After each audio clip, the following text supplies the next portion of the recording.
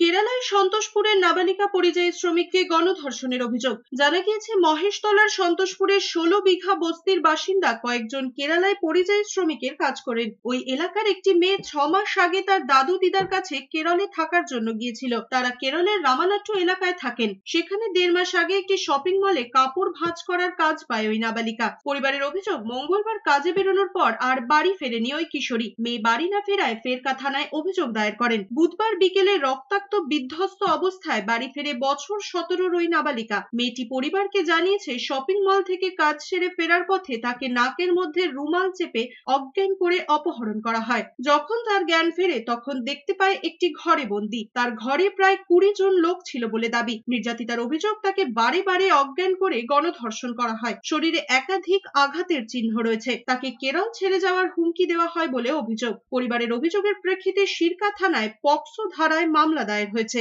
আমাদের বাবা মা পিড়িদর পিড়ি ওরা কেরালায় গিয়ে কাজ করে, বিদেশ করে কাজ করে, পরিযায়ী শ্রমিক। আমরা ওখানে গিয়ে বেশ কিছুদিন আগে আমার ভাগ্নি এখন গিয়েছিল 5-6 মাস আগে। ওখানে একটা ভালো কোম্পানি থেকে অফার আসে কাজের জন্য।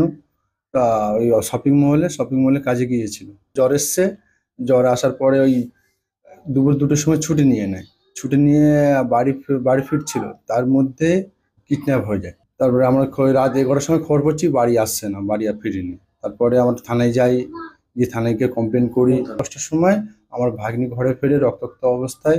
সে বলছে যে আমাকে মেরে ফেলো, নাই আমাকে জান মেরে দেওয়ার হুমকি দিয়েছে, আমার গায়ে চিপ লাগিয়ে দিয়েছে, আমার সাথে ও শারীরিক অত্যাচার হয়েছে, আমাকে কিডন্যাপ করা হয়েছে।